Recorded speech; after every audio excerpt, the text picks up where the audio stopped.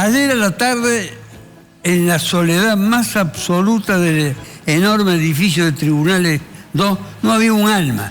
Los únicos que estábamos éramos los que participábamos de un juicio. Sí.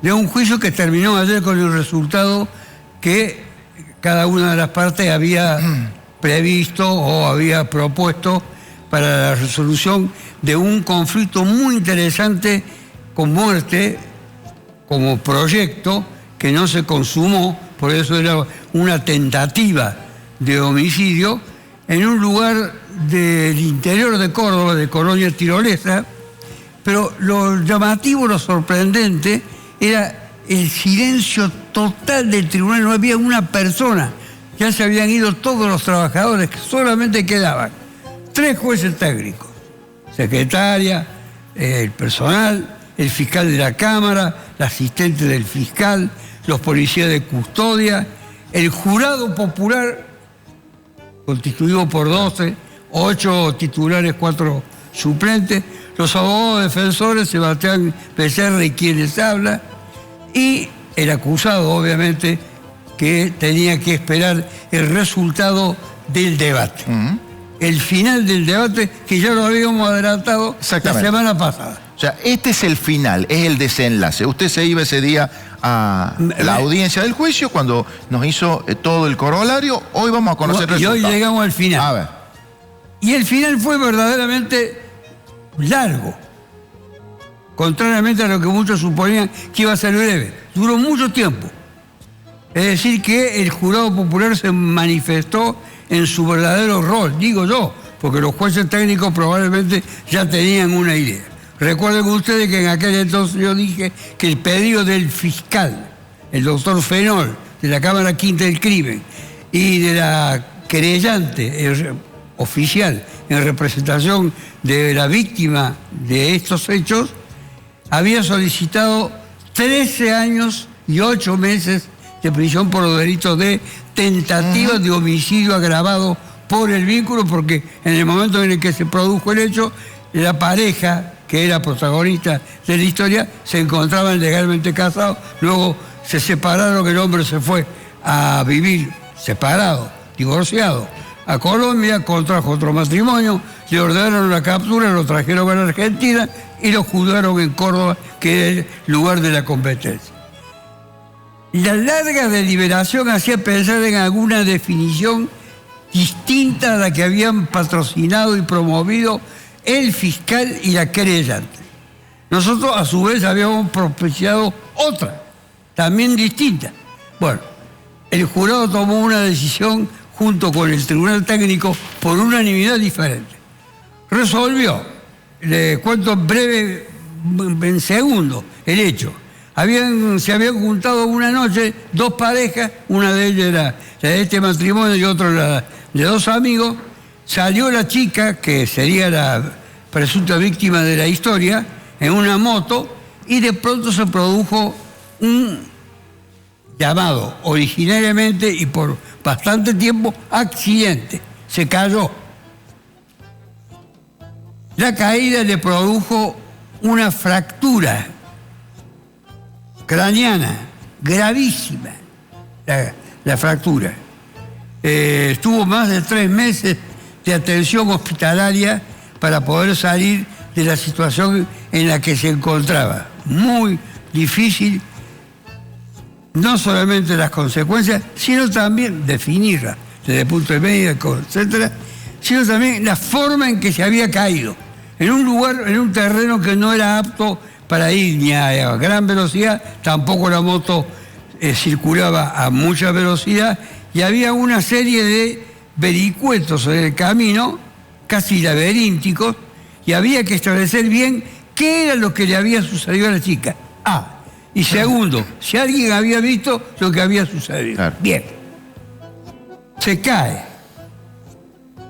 Ella, en el momento en el que hace una alusión, dice que de una especie de montículo, Dios lo llamo yo, de tierra, apareció su esposo, que le había dado un golpe con un objeto romo y duro, y que fue lo que la derribó. del vehículo y le produjo la fractura en el cráneo. Además de otros problemas de carácter físico que también la perjudicaron desde el punto de vista médico severamente. Luego, acá está el tema con lo cual lo voy a definir. Yo le pregunté a la chica cuando declaró, después de haber recibido ese golpe que decía que era de él dijo que no había estado en el lugar. Luego no podía ser el autor. ¿Qué había ocurrido? No sabe. A él lo llamaron por teléfono y concurrió prestamente para ayudarla, para auxiliarla. Pero que él no había estado. La referencia de la chica era de que el autor era él, el golpe.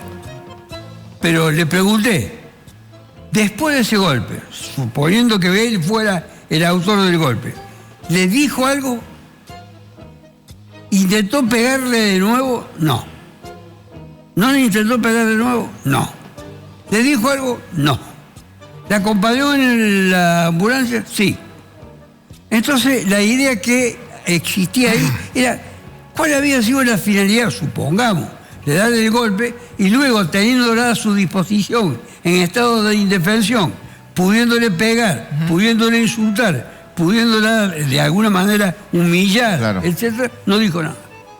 Entonces, para nuestro criterio, no había ninguna finalidad homicida. Y probablemente se había arrepentido, si era él, cosa que está en duda porque lo sigue negando, no dice que no es él, había desistido de continuar con una acción que había iniciado como violenta. Eso se llama desistimiento. Bueno, tampoco prosperó. Finalmente, y para concluir, después de esta larga deliberación, en un edificio que parecía más un edificio mortuorio, el de tribunales, todo mármol, así, no había una persona, no circulaba nadie, estaba todo cerrado. Los únicos que estábamos ahí con nuestras expectativas y esperanzas éramos los que participábamos de la historia. Los que querían el castigo, los que no querían el castigo. Había familiares, habían venido del interior. El tribunal resolvió por unanimidad, 3 jueces técnicos y los jurados populares, declararlo culpable del delito de lesiones gravísimas, no tentativa de homicidio agravado por el vínculo, porque el golpe había sido, pero no se sabía si la finalidad era la de matar o solamente la de lesionar. Entonces, como las lesiones eran gravísimas, para no decir graves, porque hay una serie de lesiones gravísimas. Esa fue la definición. Creo que para eso debe haber jugado aquello que se le preguntó. ¿Dijo algo? Pudiéndole decir. ¿Intentó pegarle? Pudiéndole haber pegado. Creo que eso habrá que leer los fundamentos del tribunal para saber en definitiva cuál fue la razón del cambio que le introdujeron a la petición del fiscal, a la petición de la querellante, la representante de la víctima. Y nosotros habíamos insinuado que se podía tratar de una lesión grave o gravísima. Y efectivamente eso fue lo que prosperó. Pero la pena que habían solicitado los acusadores se redujo. Pero no se redujo mucho. De los 13 años y 8 meses se redujo a 13 años. Esa es la pena que le impusieron. O sea, va a la cárcel. Sí, está en la cárcel. Hace ya el tiempo que lo trajeron de Colombia, está en la cárcel. De manera tal que seguramente esto va a continuar con recursos de por medio, tanto de uno como de otro, y en consecuencia, como no tuvo ninguna repercusión y solamente por haber participado del juicio, nosotros pudimos en alguna medida reconstruir. Hay un detalle final, que es este. Se hizo una reconstrucción virtual con técnicos experimentados. ¿Sabes lo que dijeron? Puede haber sido que se cayó y se golpeó al caerse, por el motivo que se haya caído, se haya golpeado la cabeza y producido esa fractura. O puede ser que haya recibido un golpe, lo uno o lo otro. sembraron la duda. Esa se va a trasladar seguramente al Tribunal Superior de Justicia. Doctor, yo sé que tiene que cumplir con los tiempos de una audiencia. Usted, ahora me voy a una en la que la víctima quedó, ¿sabe cómo quedó? Desapareció quemado. Claro. Bueno. Pero quiero aprovechar la presencia, doctor, muy breve, porque también estamos con los tiempos allí justo en nuestro programa, hay tanto contenido hoy, para preguntarle, después seguramente nos explayaremos, hoy al mediodía se va a conocer si se reanuda o no el juicio a Maradona, vuelve a foja cero. Por su experiencia, como juez, como abogado penalista de tantos años, con este escándalo mayúsculo de la jueza McIntosh, para usted, ¿qué sería lo más sano, lo más saludable? ¿Volver a foja cero, integrar el tribunal con otros jueces o que se reemplace a la jueza? Y se lo pregunto porque me imagino que una jueza que participó en decisiones que muchas veces se adoptaron por mayoría y ella votaba, cualquier abogado va a decir, esta acción procesal es nula. Puede plantear recurso de nulidad. ¿O me equivoco? ¿Cuál sería lo más saludable? Y se lo pido muy breve, doctor. Una de las dos cosas saludables ya se produjeron. Fue excluida del proceso. Okay. En segundo lugar, ella ha logrado algo que seguramente ha pensado muchas veces en su vida, descollar estéticamente, porque ha sido impactante su imagen. Vamos a ver cómo termina. Tercero, la idea que ha tenido es una idea atípica, completamente. Cuarto, la pregunta final.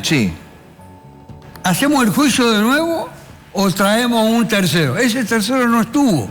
De manera tal entonces que si bien está todo filmado, ese tercer juez que integraría el tribunal, ¿cómo se abocaría él, que no lo ha vivido, que no se ha impregnado de todo lo que fue sucediendo a lo largo del proceso?